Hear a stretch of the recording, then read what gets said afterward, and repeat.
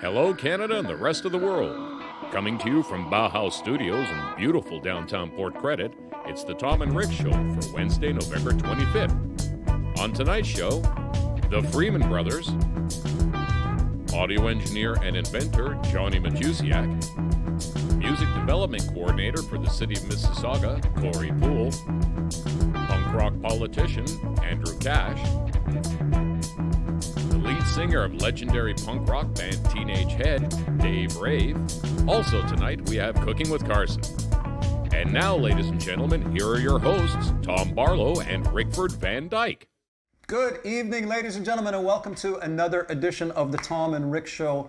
The show changes, it seems, by the day these days. This is episode 25, people. We should have an anniversary party. There we go. Day 2 of Lockdown 2, and I just want to remind everyone that, and thank everyone at the city who told us that we're able to shoot here, and we have to treat it like a film set, and we have COVID protocols, and in case you're wondering how we're still delivering this from the kitchen, it is because we were told how. And we might be an essential service. We're a lifeline to our community. Are we? Yes, we are. Okay, yes we are. On the show today, it is a fantastic show. We have Johnny Matusiak, who is a great pro audio engineer for bands like Flock of Seagulls and The Spoons, and he's also an inventor. He invented one of those face shields so that singers can sing I use one. shows. I use them at the edge. They're great. They're not invasive, but they're protective and they're government approved. There you go. We have a legend. This is going to be so exciting. Oh man! We have Dave Rave, can't wait, lead singer of Teenage Head. He's going to tell us stories about the founding of Teenage Head. He was a founding member, and lots of great stuff there. And they have a movie, a biopic called Picture My Face coming out. Dave Rave. We have Corey Poole from the city of Mississauga. Corey's a neat guy who works for the music industry. He's like a conduit for the music industry for the city of Mississauga. Yep. And very excited about having politician, punk rock singer, songwriter Andrew Cash, who's going to talk about the gig economy and how precarious it is to be a musician anytime in Canada, but particularly during the pandemic. So cool. Singer of a punk band who probably sang political lyrics, but then is doing something about it. Is a man of action. So, as I said, day 2 of the lockdown, these are dark times, but I think we're going to get some joy with this episode today. Totally, and I might want to remind the people, please, around the Port Credit neighborhood or the or left of here, Ontario, turn left, there's a lot of restaurants around there. Please order local, try to shop local, do what we can to protect our local businesses, because we don't want a ghost town. We want to support them as much as you can, or if you can, anything. They're all open for takeout, so please take advantage of that. Costco, Walmart, Amazon, they do not need your money. We are literally going to lose the businesses. I picture Port Credit as a boarded up neighborhood. I'm from a town called Brantford, Ontario. You ever drove through there? There's nothing there anymore. Is that what you want? Come on, order local. So let's order local. We again want to thank the BIA for all they're doing for the local businesses, and looking forward to a great show. Thanks to Deb for getting Dave Rave on the show, by the way. Yes, good one, thank you, Deb. And we will be right back. Welcome back, ladies and gentlemen. As is our custom here, we are trying to introduce our audience to professionals throughout a broad spectrum of the music business. We've had techs and roadies and rock stars on the show. Right now, we have the great privilege of having one of Canada's premier front of house. When you say front of house, that means the guy with the big board. Front of house audio engineers. His name is Johnny Matusiak. Welcome to the show. Glad you could make it. How are you doing? I'm doing great. How are you guys? We are, day 2 of lockdown, so we're doing what we can do. Now, you've been doing this 38 years, international bands. Obviously, there's no Flock of Seagulls tour happening right now because there's no tour anywhere. How have you managed to keep your sanity and keep moving forward in a world where your services are basically not required? Especially when you own a production company, you're trying to get gigs. How's it been for you? Not well, not well at all. Like you guys know, we have been thrown out literally overnight. Bang, we're done. Even my last tour with Bonzamara, we cut it short by 3 shows. Right. And then came home to lockdown. We had a whole bunch of stuff planned this year because this is the 40th anniversary for the Spoons. So we had a great package with Flock of Seagulls, Men Without Hats, and the Spoons to tour right across Canada. And obviously that was taken away from us. So I just try and keep busy. We all thought this was only going to last 2 weeks. Yay. A month I can handle. 6 weeks. Yeah, okay, good vacation. 8 weeks, let's go back to work. And that hasn't happened. But I've done a little bit of work this summer, so. But you have been very creative in getting the Spoons or being a part of helping them get work. I've seen like boat things, and tell us about that, because I see you at like different locations all over with just Gord and Sandy. Sandy. So.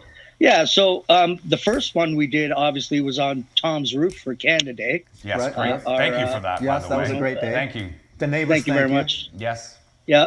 And with us and Susie McNeil and you guys performing, that was a great day for us. We had been locked down for 4 or 5 months already, so that was awesome. You guys sounded great. Thank you.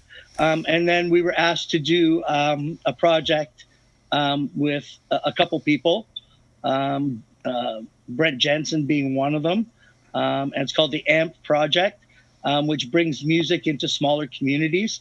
So they asked Sandy and Gord, myself, to jump on a riverboat and play to the shoreline for the people that were affected by COVID in Bobcaygeon. As you're driving by. Actually, as we were docked. Right. Yeah. Oh. But the night before, I get a phone call going, the boat sank. And I'm like, well, that's not good. What's our second plan? And they said, don't worry, we got you covered. Wow. So they had a pontoon boat for us. And so we jumped on a pontoon boat and played in Bobcaygeon up and down. And it was kind of a great emotional event. Right. For us. Well, that was a community that really got hit hard in that first wave. Very hard. So Yeah. Our that's, first stop was the first seniors home. Right. And we're thinking to ourselves, are they going to know any Spoon songs or? Sure they will. But they all got up and were dancing, and it was very good, very cool. And the second stop, and then the last stop at the beach. It was a really cool day. Well, that's beautiful. Very proud to be a part of it. To bring some light to people who needed it. Now, you're a very creative guy, and I've noticed that you've started a new business and you've invented basically a portable barrier for singers. If you can tell us a little bit about how that idea came to you, and did you make prototypes? Did you bang it together? How can people get it? Sure. Well, I knew the Spoons would be doing some shows this summer because Gord's a very, intellectual person, and we were throwing ideas around. So I knew we'd be gigging. And then when Doug Ford came out with a mandate saying, bands and singers need to be protected and protecting their audiences, plastic barriers, this and that. And I saw some prototypes and I was like, yeah, I'm not putting them behind a shower curtain. Yeah, exactly. So I designed the Singer Shield with a clamping system that clamps right to your mic stand, and it protects the audience from your droplets, Right. and protects you from the audience. Very inintrusive, professionally built, made right here in Ontario. Right. We're proud to say that. And once I built it, a few people, there were a lot of prototypes, Right. different sizes, different clamping systems that didn't work. Finally, after 10 different clamps, we found one that worked, is perfect, centers the gravity of the shield on the stand, so it doesn't topple over on you. And like I said, it's very inintrusive, very professional. We went through about 10 pieces before we got it right. Then I got it right, and I showed it to a couple people, and they're like, "Oh, well, can I buy one?" And "Oh, well, can I buy one?" And "Oh, well, can I get 3?" And a bar that, Right. I've used them there's a bar at the edge. The Edge. I've used them at the edge, was the and first thank you one. for that, because I don't want to be behind that big shield. I think that is perfect once you see it. Can we Right, can we have a peek? Show the people what the shield looks Sure, like. obviously. Yeah. Boom, there it is. There it is. I don't know. Can you see that? Yeah. Yeah. It's non-intrusive, and it does balance right. So Right. and you can also put your iPad clamp on the microphone stand, which Right. is you don't like that. Neither does somebody else. Mark, he doesn't like that. But you can put it on there, and it's not going to all fall over, which is very well Right. done. Well, And it's adjustable. This clamp is adjustable. So we found when you're on a live stage, because we're using Lexan, you're actually looking into a mirror Yeah. on your side of it. So the clamp is adjustable to a couple degrees back, right. so that reflection goes away. Also for sax players, Right. so they can bend it back slightly for them. And woodwind players, brass players. It's mandated by the government. Right. I've shown it to a few health agencies. We've sold over 150 units so far. Good for you. Good for you, man.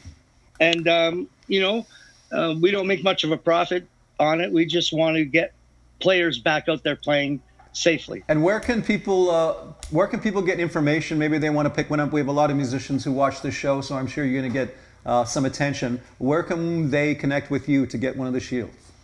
Well, they can go to Facebook at Singer Shields Okay. on Facebook, and like the page, and there's information there. They can reach out to me directly via that page. Okay. I'm the only person on there.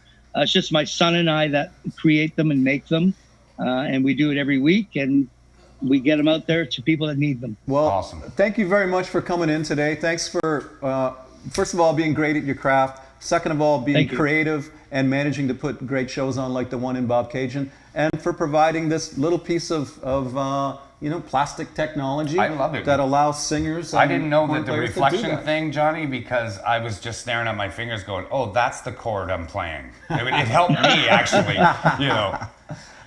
Great having you, and hope to see you out on a real show in the real world soon.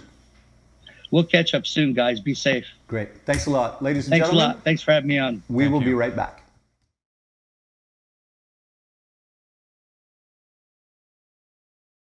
Welcome back, my friends. What a treat we have for you right now. A treat for both of us. This is very exciting, Yes. Rickford. We have royalty. We do have If punk can royalty. be referred to in terms of royalty, maybe that's confusing. I don't know. Legendary. Legendary. Ladies and gentlemen, we have today with us, with you, the lead singer of Teenage Head, the iconic Canadian punk band, back when the world was London and Toronto and New York City. This was the ground zero of punk rock. Canada's punk rock champions were Teenage Head. Thank you so much for being with us here today in the cold, Great. out on the patio. Sorry about that. That is our COVID reality right It's now. a beautiful reality, man. No. Look at it. It's fresh. It's fresh fresh. here. Yeah, See? I love it. I love it. You see, you think the folky singer-songwriter's gonna have that attitude? No, they don't have He's it, from man. Hamilton, I think, so. We're Right, from the Hamilton. Hammer. Everything is Yes, tough. they're tough there. Well, Stuff. so wonderful to have you with us. Will you? Before we catch up with what you're doing right now, because you're an incredibly busy creative force right now. Yeah. Can you take us back to the early days when punk was not even a music form at the time? Yeah. And how you came to where you are now. Yeah, well, I always say that punk rock came from glam rock mixed in with stuff like Iggy and like Detroit sound meets glam rock, right? Right. So, and then and somewhere in the mixture there, this new brew happened. Like everybody's listening to Iggy, everybody's listening to the Doors, everybody's listening to Bowie, periods of Bowie, Lou Reed, all that stuff, and all of a sudden by about 75, then 76, you start hearing about the New York scene. Right. I remember Gordy and I going to Mohawk College at the time and picking up Rock Scene magazine. And you would see pictures of all these groups in New York. It was brilliant. You didn't know what they sounded like. But it was pictures of the Ramones, Blondie, mixed in with the Dolls. And it just it seemed really inviting. Like, wow, that's got to be good. And Right. then pictures of the CBGBs. Yeah, CBGBs, everybody's Yeah. all over each other. What an no amazing shirts way on. for a music form to translate, though. Was it? I don't know what this is, but it looks cool. It came, yeah. And so what happened is, I think when I remember, I'll never forget this. Gord coming to my house with the Ramones' first album. It came out. And I said, "How is it?" And he goes, "It's even better than what it looks like." You know what I mean? Right. Which was really fantastic. So how could you go wrong? And it was unlike anything I'd ever heard before. When he played Blitzkrieg Bop to me, I went, "That's unlike anything I've heard before." The way it was played, it was exciting. Why wouldn't you want to join the train? Right. Yeah. I know it really influenced Gord, the way he thinks to this day. And of course, Gene, now our new drummer, that was his band he idolized. So it just all fell into place in a nice way. But you had to find a place to play. And in between Hamilton, you're right, and Toronto, something started happening because the music scene at the time was, Supertramp, all that music, which we all know in the 70s, Doobie Brothers. Right. Fine music. Right. But it didn't fit the vibe. So when people in the club heard that music, it was just still a little too early for Right. people's ears. It took a few years for everybody. It took a group of people in New York, in Toronto and New York, were starting to share this music. And then the London Of course, Pistols and all London that was a came big later. part. Yeah, London was part of it. Hamilton, London, Yeah. really, and then eventually Kingston. It just sort of just broke bit by bit. I remember going to see SNFU in London. Yes. Dayglow Abortions in London. In Yeah. a small upstairs club. I forget the name of it. But Yes. it just what was it called? The upstairs in Yeah, really small place. The guy who owned it, he had this like hat on, and he was all my pumped God. out. I was just, Oh my God. I was a kid. I was like maybe like 15, and Yeah, sneaking into yeah. this bar, But I remember I seeing those remember the punk CD bands. Lounge, and I remember Yeah. the CD Lounge, but remember the Amazing. different ones that And, just and then what was it like to say, okay, here's this band that I think looks amazing. It's resonating with me. We got to get 4 or 5 guys and do this. How did the original Teenage Head lineup happen? I think it gradually happened, and because in the documentary it sort of goes like me and Frank knew each other, and he was a drummer at the time, so he invited me to join him to play. So we were doing stuff. That's what 1971, 72, and we did that for a couple of years. And I know Gordy got together with Nick and played. And they had a little thing going on, and Steve, who would be in my chemistry class, was always drawing pictures of rock and roll. Because he was an artist, right? Right. He would be drawing amps and beautiful things, and we would always be talking about stuff. So I think he eventually got his bass, and and everything sort of coalesced at that point. There was at that point no set lead singer in Teenage Head. Frank was still playing drums, so different guys would be singing. So I would sing with them. And different people would come in and be a different singer. And how did he make the leap from drummer to lead singer? What happened with Frank was eventually he had this sort of charisma about him, and I knew he could sing because he could pick up my guitar and always sing anything, like pop tunes or anything, whatever it was, Beatle tunes. I knew he had a very tuneful voice, so it took. When he got to singer, who knew that he was going to be the next Iggy Pop? Right.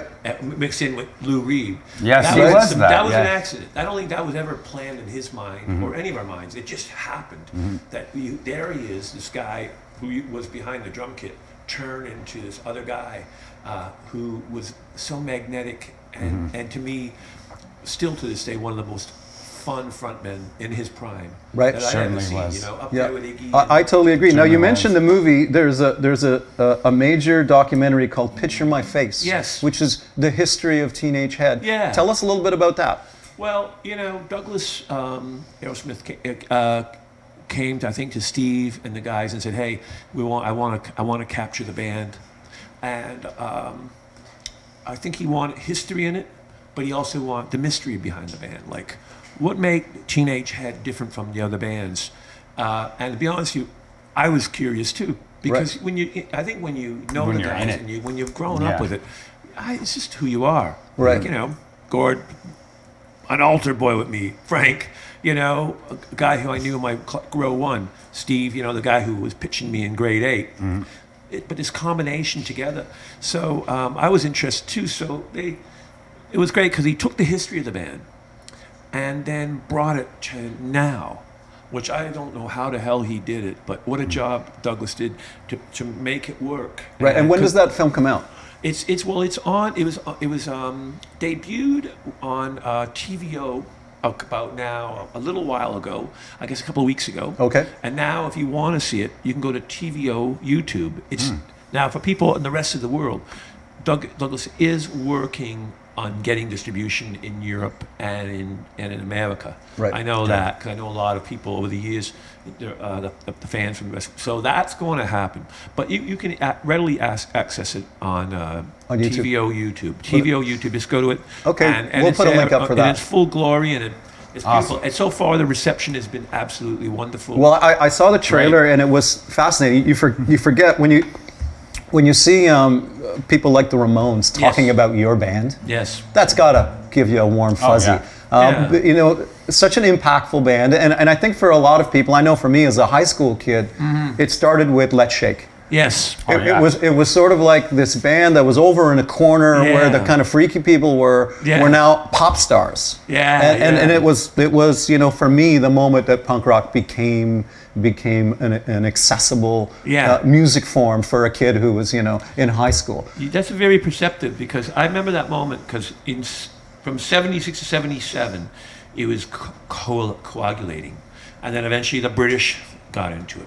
And then in 78, you could feel it now, like it went from being like this crazy, what is it, safety pins in the noses of people, you know, that kind of thing, to, wow, listen to these tunes, listen to these really cool songs. And then all of a sudden, you're right, by 79, you were hearing it on the radio, an AM radio from The Clash, and you were hearing it on FM music. And of course, in this area, CFNY was very, very, the station out of Brampton. I think the people who know it will know what I mean, but Sure, of people course. who don't know it, NY was the place where police, you heard all the new stuff. It was Right. amazing. We were very lucky in Toronto area because Toronto area was a pioneer along with England and New York for this music. Now, I know you guys both have guitars. Yeah. Rick is a big fan. Why don't you give us a little 2020 pandemic version of some punk rock? The last show the Headstones did on the tour that we did. Yes. We had Teenage Head were there and it was great, and Gord came out and played with us a couple of times Yes. too. But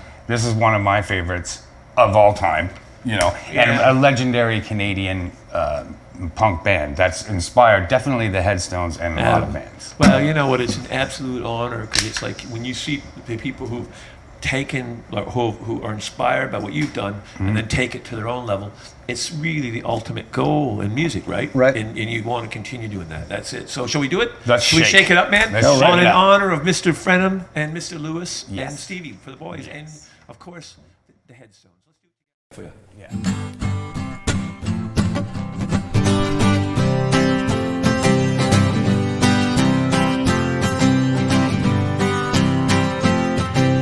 Give me that opener, pass me that beer. Oh, move your ass on out of here. Well, I guess you know I need somebody.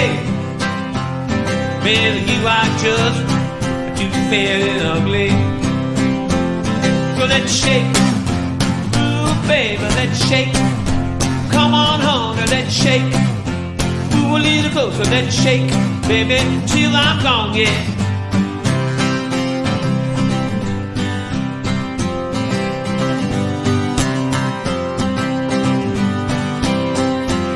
Well, you can't dance, can't keep a beat.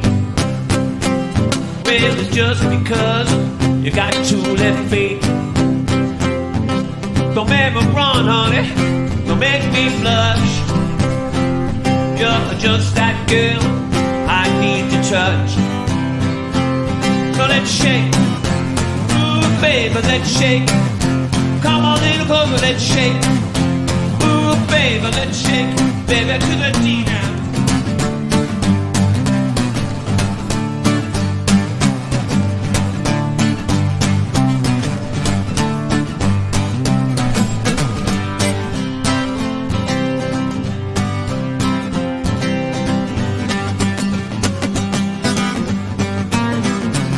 Well, every time I see you dance, hey, where'd you get the great big pants? Just one ear, just one eye, just one glance, and I could die. Oh, let's shake, ooh, baby, let's shake. Come on home and let's shake. Move a little closer, let's shake, baby, till I'm gone. Hey! goodbye.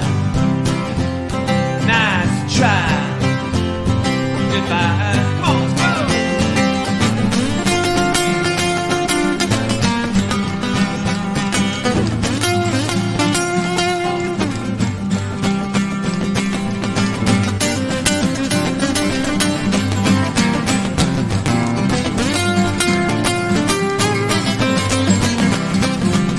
Let's shake. Ooh, baby, let's shake. Come on home and let's shake. Ooh, baby, let's shake. Let's shake. Come on, let's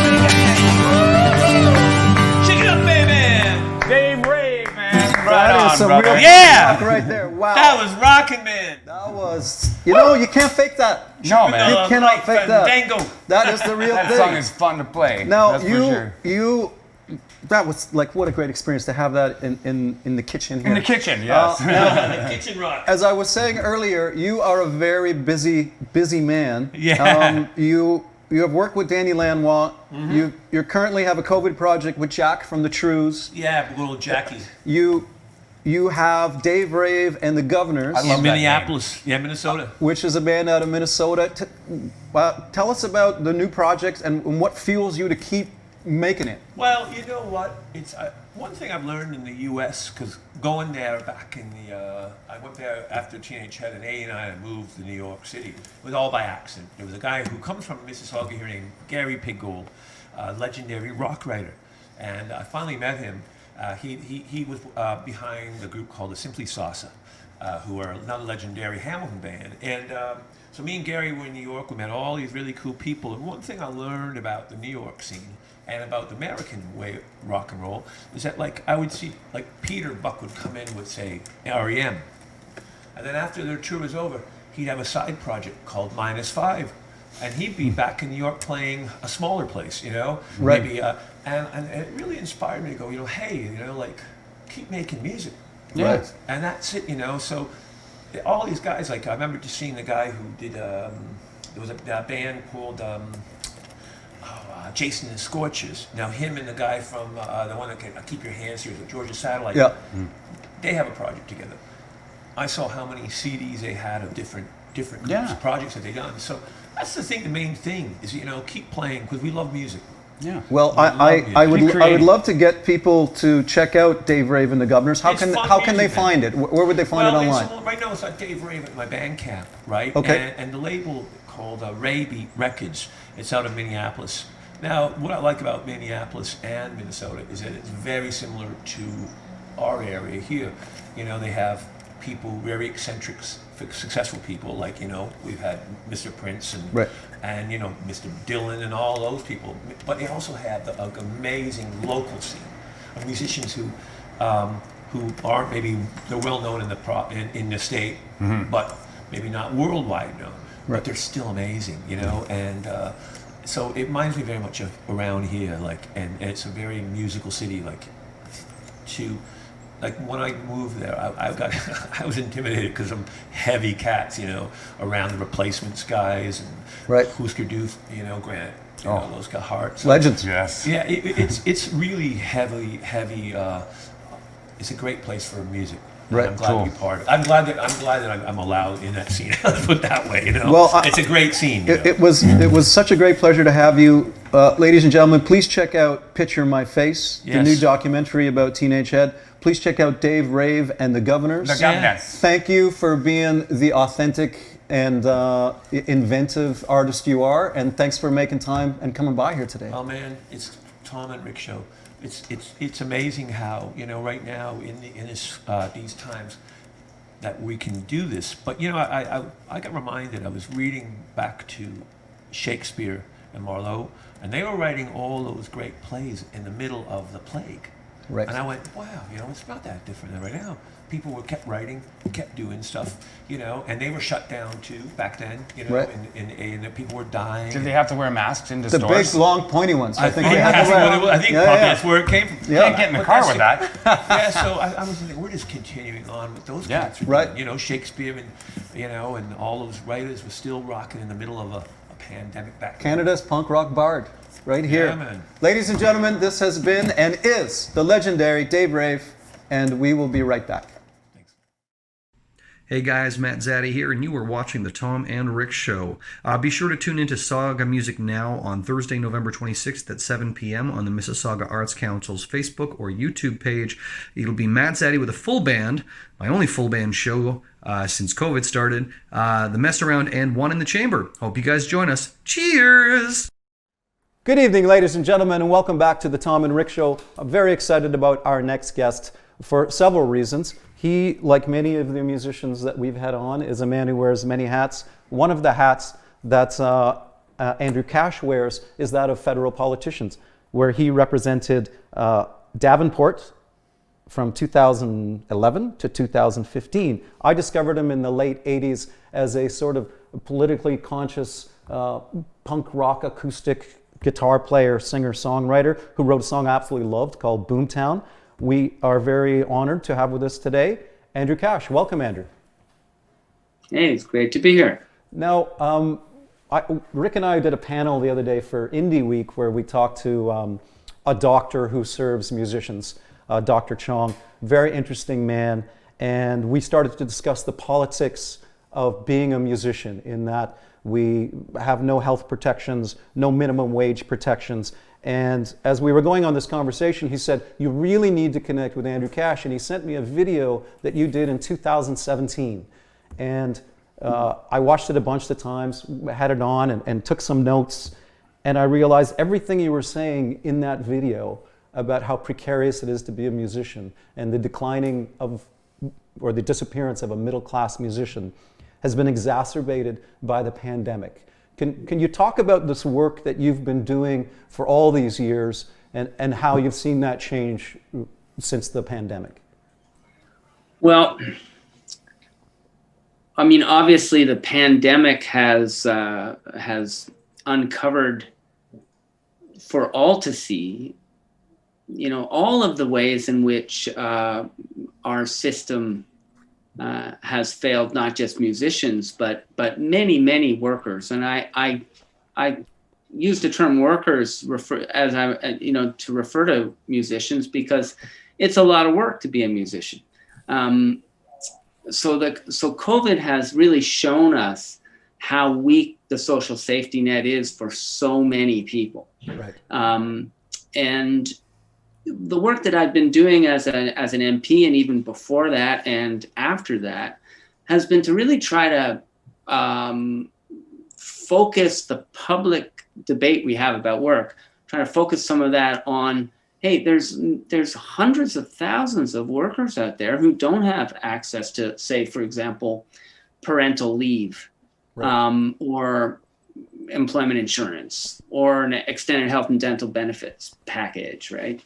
And, you know, when I reflect on the over 20 years that I spent, riding around in a van most of the time, and the clubs we all played and play still, you realize like how completely unprotected the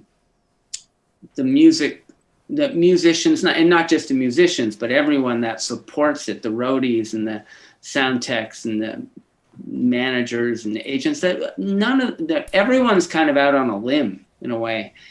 And so when COVID happened, or, it could be anything else, you could be a musician who's had an accident and can't play. But here we have a global pandemic and all the bars and clubs and venues are closed, and the very thing that helps that musicians count on to earn a living, that being bringing people together, and the more the better, that is just taken right off the table. Right. And so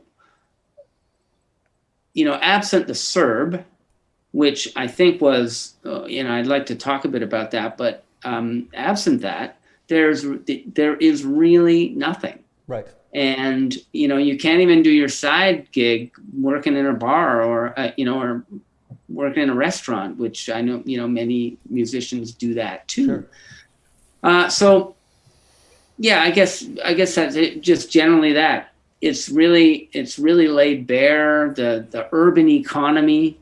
One of the reasons that we are so obsessed right now with trying to keep bars and restaurants open is because there's so few stable jobs, especially for young people, and so everyone's working in bars and restaurants, right? Including the musicians, yes. Yeah. Yeah, including musicians. Now, Yeah. now And if I could just say Sure. one more thing, one of the things about COVID that I think might be important down the road is that musicians, can see themselves as part of a larger phenomenon around work, as opposed to musicians being kind of in this island of their own design. There's just a lot of common so-called labor issues that musicians have that many other workers have. And I think COVID might be an opportunity for us to try to make those connections. Well, Yeah. now you were mentioning the Urban Worker Project as something that includes musicians but is not exclusive to musicians. Where can people get information on that and do some research on it? Yeah, well, they can go to urbanworker.ca, and that has some of the work that we've done and some of the issues that we've been advocating for. One of the goals was to try to connect people from different work silos, if you will. Right. And try to build sort of some common ground between, say, musicians and taxi drivers and renovators and dog walkers and we've done some of that. COVID is really, I will just be honest with you, we've sort of had to put a lot of this on the back burner just due to financing, especially through COVID. But the issues are, ones that are really, I think, really alive at this moment. Right. Now, before we have to let you go, I'm curious about the point that you've made and you've been making for quite a while, that it seems all other major sectors of the economy, the airline industry, the auto industry, the oil industry, they understand their clout in society and they advocate as an industry. And so right now the airline industry is saying, we've been screwed by the pandemic, we're gonna need a major investment. And the restaurants, many of my friends are restaurateurs, they're very organized. The premier comes on and almost every day says, my heart goes out to the small business owners, my heart goes out to the restaurant owners. I've not heard him say, my heart goes out to the musicians who can't play. How do you see us advocating for our industry in the way that other industries successfully advocate for themselves? Yeah, so that's a really good question. I think I wouldn't be saying something surprising to you guys if I said, musicians are a bit like herding cats. Right. We're not traditionally joiners, except when we want to join a band. But who's got the van? Right. I can't see you guys right now, so I don't know how you react. Everything is still recording, but who's got the van, right? Yeah, exactly. So I guess what I'm trying to say is that historically, it's been, musicians haven't been, encultured to kind of connect and to be organized necessarily. And also, frankly, we've been ill-served by the structure of the musicians union that is essentially the only outside organization that we often connect to. right. And I think that's been a huge problem. The other issue here is, the music industry, because you used the word industry. I mean, that's a very broad definition and includes, musicians and bands just barely starting out, just barely getting out of the basement to, Bryan Adams and Celine Dion. and all of the industry that supports all of that, right? And so there's a wide disparity in people's issues, Right. you know. And I think a lot about not just musicians, but I think about all the road crews, right? Who, you know, all those guys, they're out of work. Just before we have to go, I just wanted to share with you one stat I saw out of the UK. 7% of successful pop stars in the UK used to go to private school 20 years ago. Now it's 20% that went to private school in the UK, which means you're very wealthy. And I fear, unless you have a rich mom and dad who are gonna fund your career, we're not gonna have the Beatles who are middle class, and we're not gonna have the Stones who are middle class, and it's gonna become a hobbyist industry for the wealthy. And I think the art will suffer. Well, you're really touching on something there that I think is pretty important, and that's something I've noticed and thought a lot about, especially for myself. I didn't come from anything, so there was no, it was either hit the road, or it was either, it's going to happen, or you're toast. Right. Yeah. Right. Well, Yeah. Andrew, I know we had some technical difficulties. Thanks for being a trooper and for getting through it with us. Please support the Urban Worker Project, and I hope to see you playing music again in the post-pandemic world. Yeah. Likewise, right back at both of you.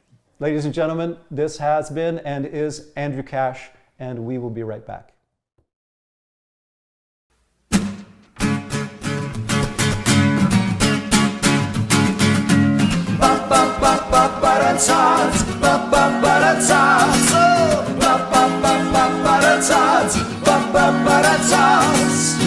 Don't buy them at the grocery, 'cause Carlson makes them here. It's enough to make you learn to bake, and it starts right here on the Tom Ricks Show. Ooh yeah, on the Tom Ricks Show. Ooh yeah.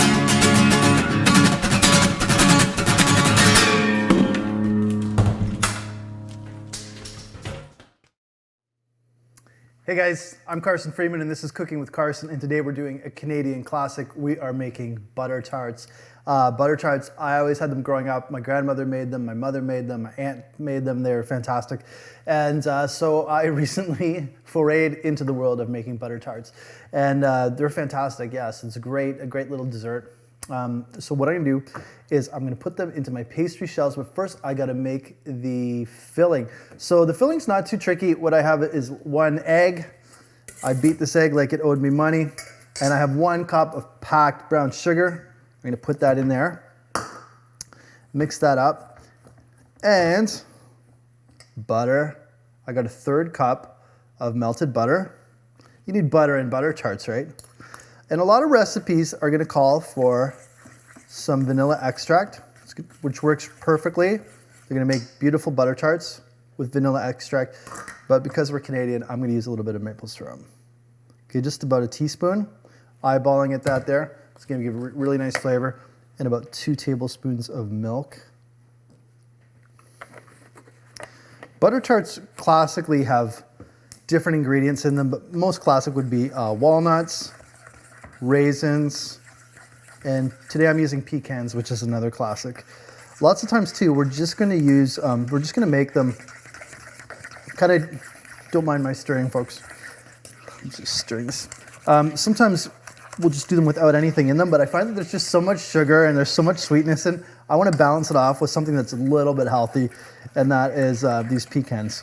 But make sure, if you're putting nuts in them, I'm someone who has a peanut allergy, so I wanna make sure that the nuts are visible so that anybody who is eating them can see that they're there. So at least tell your guests.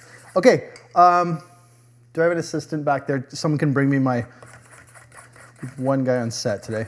Bring me my shells, and I'm gonna fill them up, and I'm gonna show you how to put these butter tarts together. So I'm gonna take one little break, and I'll be right back. Okay, my tart shells were delivered. Thank you, Mr. Weller. And what I'm gonna do now is I'm gonna fill them. You're just gonna go one at a time. Fill them about halfway. But you can fill them a little more than halfway, but don't overfill them. There is some egg in this and it will rise up. and what it seems like. Oh, sorry, I forgot to add my pecans. So I'm going to do that now. But yeah, you want to put the pecans in the bottom. It's fine if some of them don't have it. Some people don't like. But these are fine. I mean, put them on the top. They'll sink to the bottom. But usually I just kind of put them in there. And I let everyone see that I tell everyone that these are pecan butter tarts. It also helps fill them out because when you're filling these, when you're putting the filling in there, it's always you have a few left and you feel like you're running out of filling. And every once in a while you will. Watch it happen today because we're filming it on camera. Okay, cool. This guy only has one, and some of these have too many. Yeah, so that's good. And we'll continue so you can watch me fill these up. And I have my oven, it's preheated to 450. And the thing about butter tarts is you're going to, after 8 minutes, you're going to reduce the heat.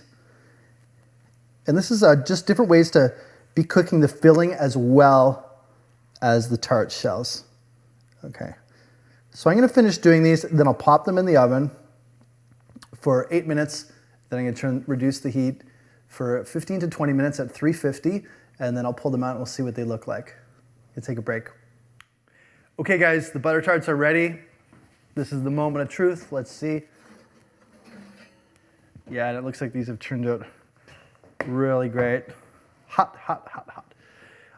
As you can see, there's one missing here. I told you I told you I was gonna run out of filling. I did that off camera, but I gotta be honest, I didn't have enough. But anyways, these smell fantastic. They look great, but I can't eat them right now. I'm gonna wait for them to cool down for a bit. But anyways, fantastic butter tarts. Some of you saw my pastry recipe on here. Just hit me up if you need that. And just add the filling, got yourself some butter tarts. And this recipe is very close to pecan pie. If you can make this, you can do that as well. Have a fantastic week. Thanks for watching the Tom and Rick Show. Welcome back, my friends. I have with us here today, we are all together in the universe. These are the Freeman brothers, Curtis and Carson Freeman. Welcome to the show. How are you guys doing? We're doing great. Thanks for having us. Now, of course, the audience knows Carson as a saxophone player and the chef of the show. Tell us a little bit about your brother. You've obviously known him a long time. Yeah, this is the first person I ever met, my brother Curtis. And Curtis is a bass player. You might have heard him playing in Port Credit. One thing we have in common amongst the many things is we've both played with Tom and Rick. So there you go. Yes, we have. And of course, Deadbeats, we used to see all the time. Yeah. And you play with one of Canadian Greeks. Is it a Greek Canadians? Superstar Pavlo. Yeah. And where you get still playing with them too. Really? You guys, I saw you just did a gig in Vegas or something like that? Yeah, that was kind of neat and kind of crazy, but just as a musician, leaving the country and just doing what we do just felt so normal. I feel like I broke out and had a little adventure and came back, and even through the self-isolating, it was worth it. I don't mean that in a reckless way, but it just you work out a niche and you're right in the world what you do, and it just felt good to do that. And I suppose quarantining for 2 weeks is not that bad when the world is locked down. Aren't we all in quarantine right now, basically, right? Yeah. Now, guys, you have very exciting news in that you have both been professional musicians your entire adult lives, but you've never made an album together. And tell us about why now, and tell us about this new album. Well, we made an album. It's a Christmas album called the Freeman Brothers Merry Little Christmas Album. And we've talked about doing projects for years, and this really was Curtis's doing. He said, why don't we do an album? We don't necessarily have the money, but we do have the time. Right. We have lots of time for once. Because, I have 3 kids, and he's touring a lot, and we're always playing music. But we're always playing other people's music. And although we've loved being sidemen all these years, we always wanted to do our own project. And one of the last concerts we did, we worked on a lot of Christmas shows in December. And we thought, you know what, we got a lot of that material in the bag. Why don't we work on those arrangements, finesse them a little bit? And the whole project from start to finish was a lot of fun. And we did it within under 2 months. it's kind of neat playing songs like "It's the Most Wonderful Time of the Year" in September. It's a pretty good time of the year. Yeah. But, I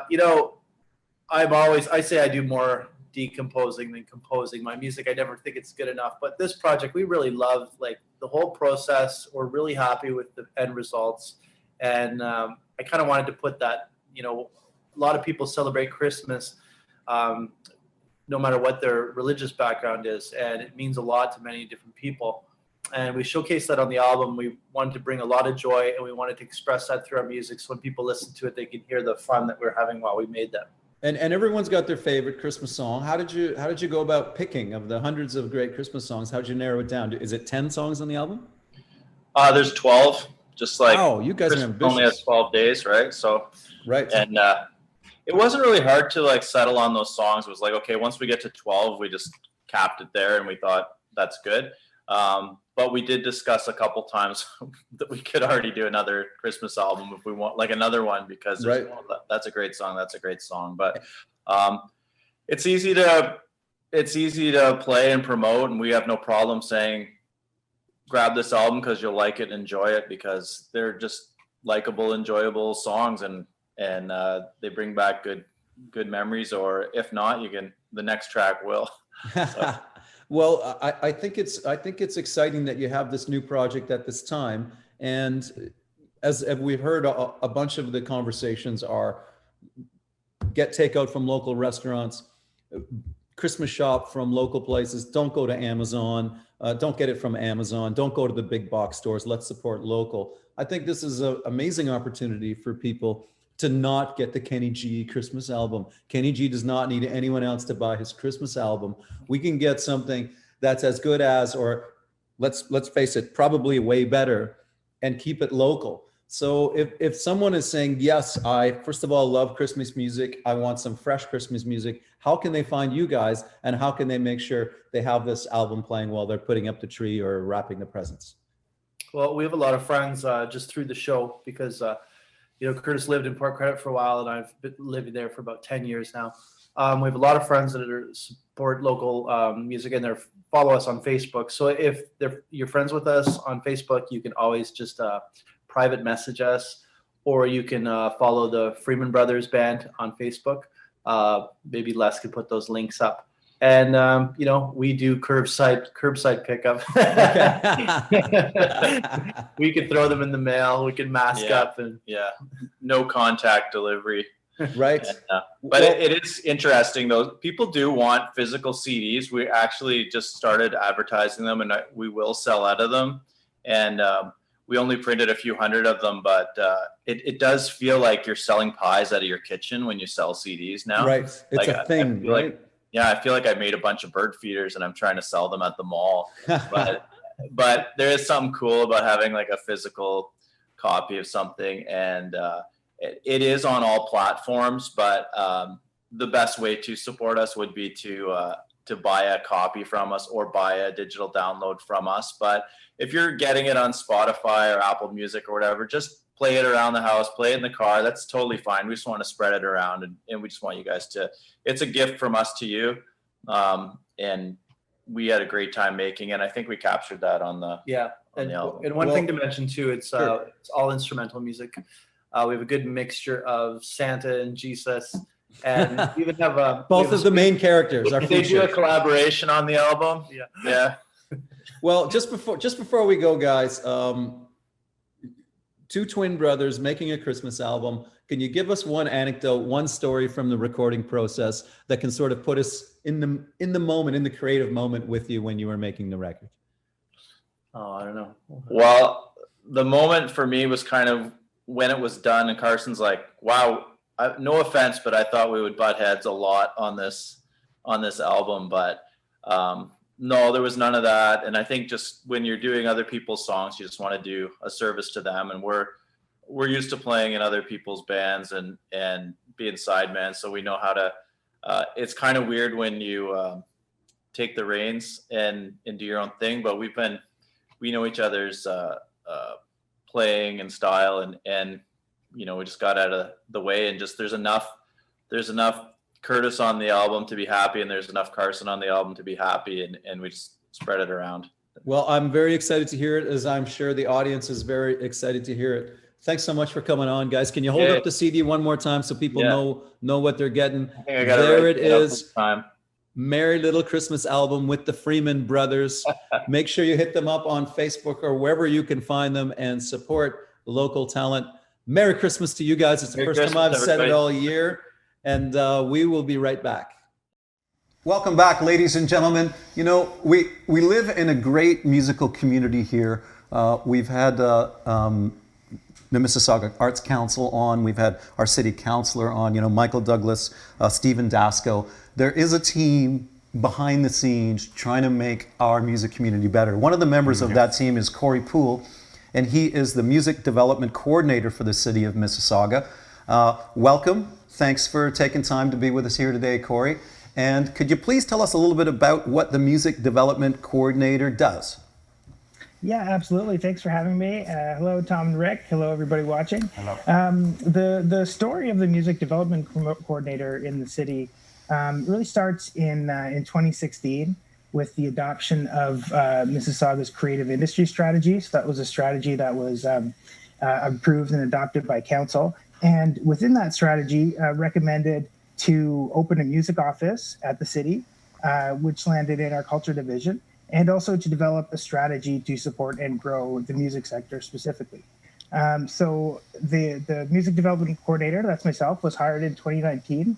And over the past year and a half, in the culture division, we've been working on a music strategy for the city. So, you know, what that music strategy proposes to do is to support and grow the sector through things like, you know, increasing the number of live music events, bringing in a greater number of music festivals, attracting investment to Mississauga's music scene from outside the city and also from within the city, and, you know, removing any barriers that are in place that perhaps potentially stand in the way of artists' careers or local music businesses expanding or succeeding. Well, I think it's very interesting because, and this is what we're going to talk about next, is the music strategy survey, and that what you guys are not doing, which I think is great, is you're not just taking stabs at the dark and going, well, I bet musicians would like this. Is that you've started an initiative which is a survey for people who go and see music, consume music, and people who create music, so that you can get actual answers and have practical paths forward to support the industry.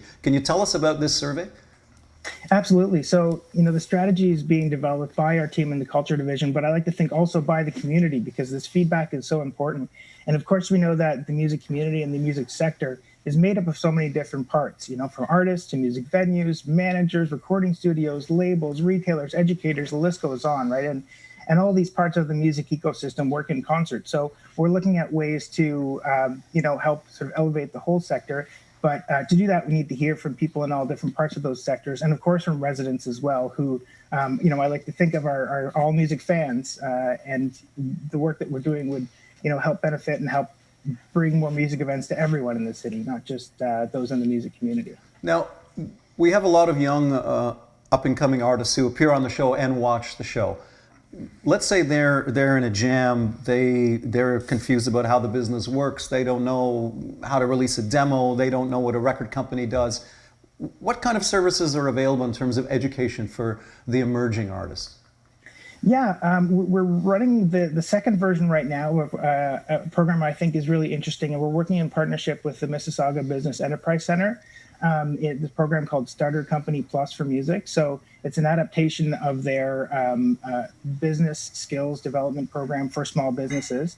And we've worked over the last 2 sessions with Metalworks as well to bring in some of the instructors from their music business diploma program to help you know, work with not just artists, but anyone who's operating a music business in Mississauga and looking to launch or expand or grow their business, and offer them that business skills training in combination with some music industry mentorship, and also a small grant component to the program of up to $2,000 for participants. Now, this round we focused on sort of COVID support as well, by giving priority acceptance to the program to folks who were looking to adapt their business to operate, you know, in the short term or even moving forward, sort of as we deal with this pandemic. Well, that was sort of leading into my next question. You know, Rick and I are both professional musicians, both play live a lot, and it seems like we do a couple of weeks of gigs, and then the province gives us a different mandate. Now those gigs are off. Now Rick's playing on a rooftop out west somewhere. Yeah. It's evolving so quickly and changing so quickly. How are you able to create programming or create? You talked about more live venues or more live opportunities when everything is such a state of flux. Well, I suppose we're operating under that same the same circumstances as everyone else, and trying to provide support to that music community while doing so. I mean, one example would be with our summer concert series, which usually takes place in Streetsville and Port Credit Memorial Park. This year we pivoted to a film series that we did at Meadowvale Theatre with the help of our Celebration Square technical team, so we could maintain those paid performance opportunities for artists, and also those musical experience for residents as well. I mean, going forward, is there any kind of plan to maybe educate musicians who they're not very tech savvy, but it seems to be, if we can get some education on streaming, better sound quality, better camera shots, stuff like that. Is there something like that in any of the programs? Well, I would absolutely love to do that. And I think that's sort of the type of feedback that we need in developing the strategy, so we know what it is that the community is looking for specifically, and then can offer those types of programs, whether through workshops or, right now they might have to be webinars, but in the future, sort of hands-on programs as well. Right. It's such an interesting and difficult, the music business was already a very difficult game due to the fact that there's no money from streaming. I think I looked it up for an interview I did a few days ago. I think it's 0.00043 cents per stream. So I know that sometimes a young person will come up to me and say, how do I get into the music business, and how can I quit my job at Starbucks and become a full-time musician? And my honest answer to them is you can't. That there's no middle-class musician anymore because the revenue stream's out there. These are big structural problems. What can you guys do at the municipal level to try to say, what we need to create a musical middle class, or only rich people are going to be able to make music?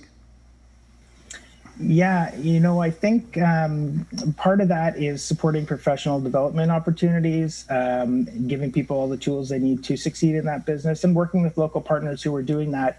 I used Metalworks as an example earlier. We have a world-class performing production facility and music industry training facility right here in Mississauga.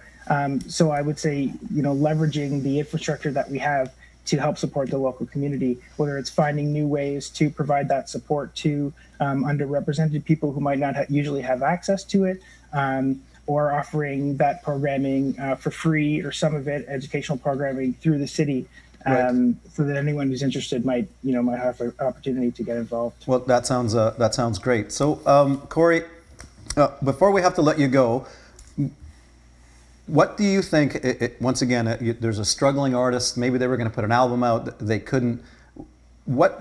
First of all, how do they find you so that they can connect to you and ask questions? And what's sort of your advice now going forward for people in the music community in Mississauga? Yeah, so first of all, if anybody wants to get in touch, my email is corey.poole@mississauga.ca, and I'll do whatever I can. My role is as an advocate and a conduit at the city for the music community to navigate City Hall. So if anybody is interested in putting on an event or festival, or just navigating the music business in general, I'm here as a resource for the music community. Please don't hesitate to get in touch. I hope that the music strategy that we'll be creating with the feedback from the community will help to support careers, and especially to support young people looking to get involved and looking to start a career in music.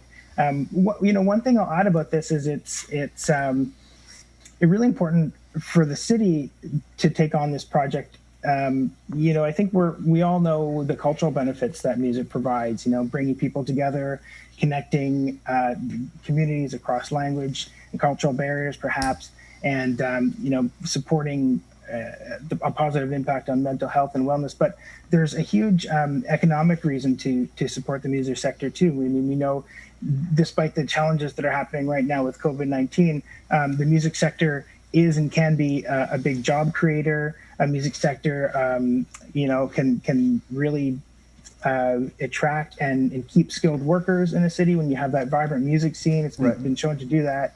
And also can bring increased tourism activity and spending in the local economy. So we have this beautiful tandem of the economic benefits and the cultural benefits of music.